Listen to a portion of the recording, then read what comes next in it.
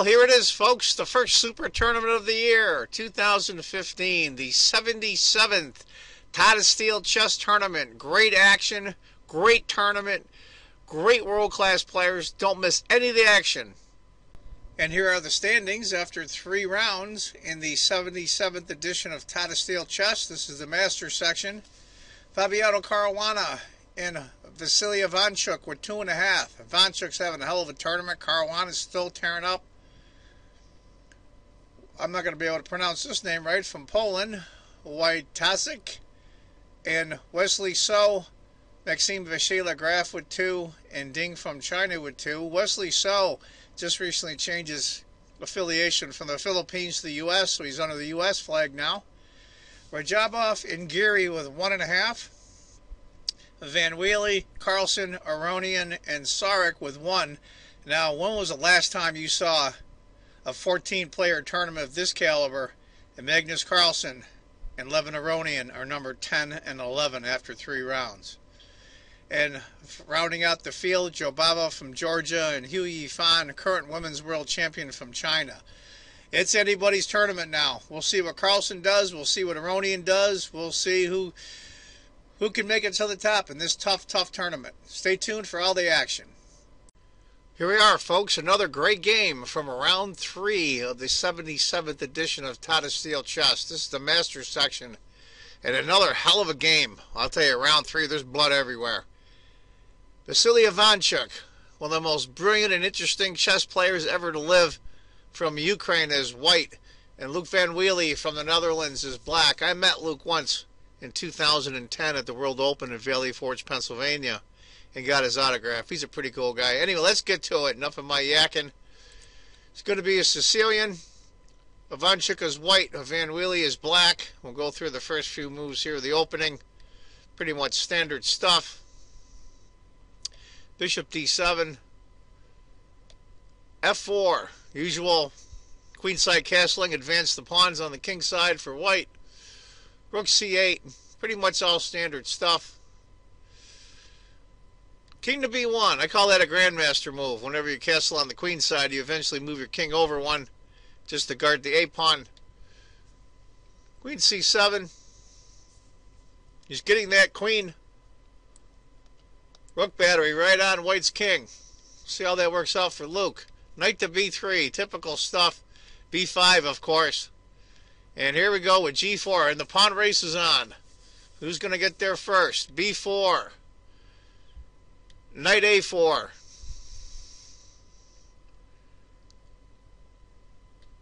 e5.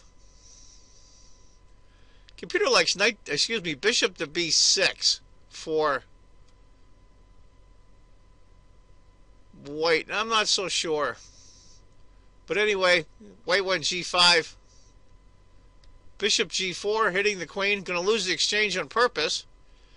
What would have happened if knight had taken the pawn, just if you were wondering?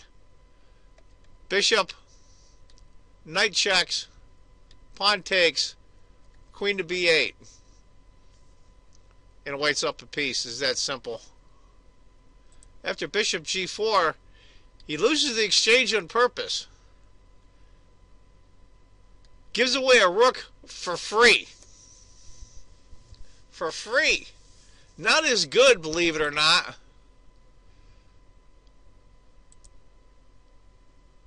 Well, take that back. Let's go to the next one. Bishop takes a6. Not as good as taking the knight. And then knight to d4. And that's an advantage, believe it or not, for black. And he's up the exchange. So Vasily did the right thing. Bishop takes a6. Knight d7. Right now, black is up, I'll say, a full rook. A rook for a pawn. And it's over a 1.3 advantage for white. Vasily's playing a hell of a game here. That's what happens. You don't develop. Look at this bishop. No castling. Rook stuck in the middle of the board. Now he takes the bishop. And that's the mistake I think Luke made. Rook to b8 is the computer move. And that puts up white about a half a pawn in score, a little bit less. Got my French 13 computer on off screen. It's basically a bishop and a pawn for a rook. But white's got a hell of a position. He goes rook to A8, and it jumps to over a point and a third. Bishop here guards the knight and double skewers the black knights on the king. Bishop B7, he's looking to castle. He's trying to get out of trouble here. F5, here we go. If pawn had taken instead, castle, pawn takes, bishop takes. It still sucks for black, but at least his king is castled. After F5, queen to B7. Hitting that bishop. C4. Now, if he takes it in percent, the knight just comes over, takes the pawn, and guards the bishop. Beautiful. So he doesn't do that. He does what I think is a natural move and a human move, I should say, more than anything. He's feeling the pressure now on his king. H5 is what the computer calls for, believe it or not. It actually makes sense once you look at it. Is castles. Now, when was the last time somebody castled and it was a blunder? It's an almost a 5-point advantage now for white. Should have went queen to C7 instead. That was a computer suggestion. It still really sucks for black, but it would have been a lot better than what he did. Well, what I always say in my videos, what to do, what to do. And it's fairly obvious, but you know what's funny? When you have an overwhelming position like white has, Ivanchuk, you think that almost anything you do is going to win. So what would you do here as white? Pause the video and see if you can figure out the move. F6. Disrupt everything. He has to move. Now, it's funny. He went bishop to D8. Because after pawn takes and rook moves over, this pawn acts as a shield to the black king.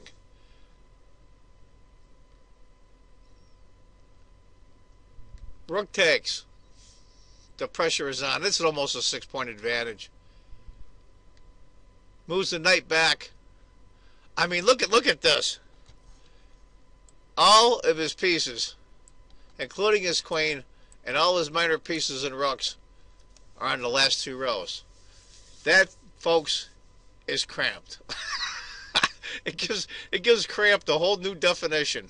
Holy crow. Okay. Computer likes F takes G7, but I think Ivanchuk shows some patience here. It just slowly turns the screws. Queen to G4. The computer didn't like that at all, frankly.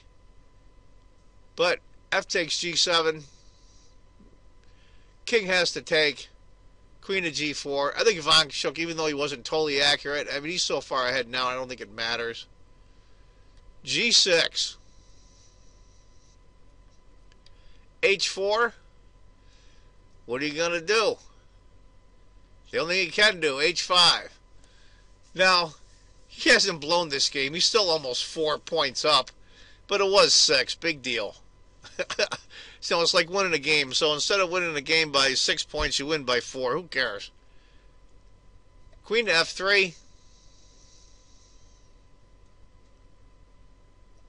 Interesting though, Queen to F3. I went over this game earlier and I can't figure out why that move works. He's protecting the pawn obviously on E4. It's the only thing I can think of. Not as good as rook takes D7.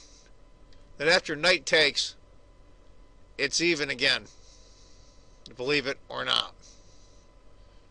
Because you got to remember, he has to guard this pawn. He takes. Queen takes check. And all hell's going to break loose. King has to move over. And then he loses this bishop here.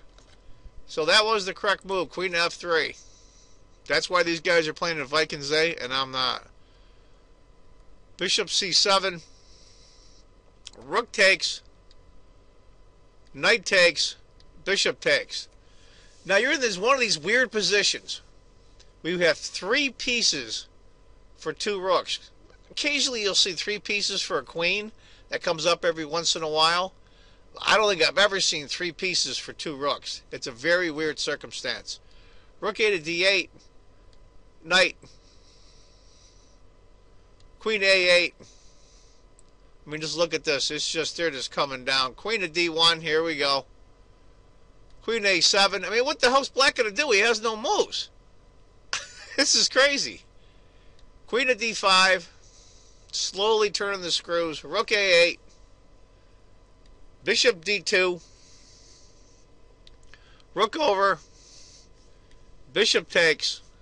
Now it's 3 pieces and 3 pawns for 2 rooks. I mean, look at this. He's just getting overrun. Bishop A5. A3. Queen C7. Knight C3.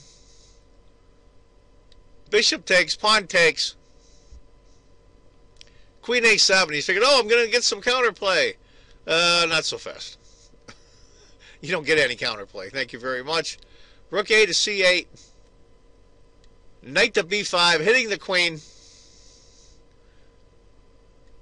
Queen goes to A1. Oh, where else is he going to go? A8. Queen A1. Knight to D6. And finally Luke said, you know what? That's enough. He's threatening here. I mean, he's got everything coming down on the guy. I mean, it's just the end. King will have to come over, and then it's mate here. His rook is hanging. There's absolutely no counterplay. I mean, look at this. It's just a slaughter. Give you an idea. Rook takes. Knight takes. I mean, that's 2 knights and 3 pawns for a rook. Goodbye. Anyway, folks, that's the end of that great game. So, VanWely Ivanchuk, the dark horse, I thought. When Vasily is on, he is on. But when he is off, he is totally off. And he is now tied for first with Wesley So, the new American player, in the 77th Tata Steel Chess. And I hope you enjoyed the video. I want to thank all my new subscribers. Thank you very much. I appreciate it. And if you haven't subscribed, please do. And as always, if you think chess is just a game, you're not playing it right. Take care, folks. Bye-bye.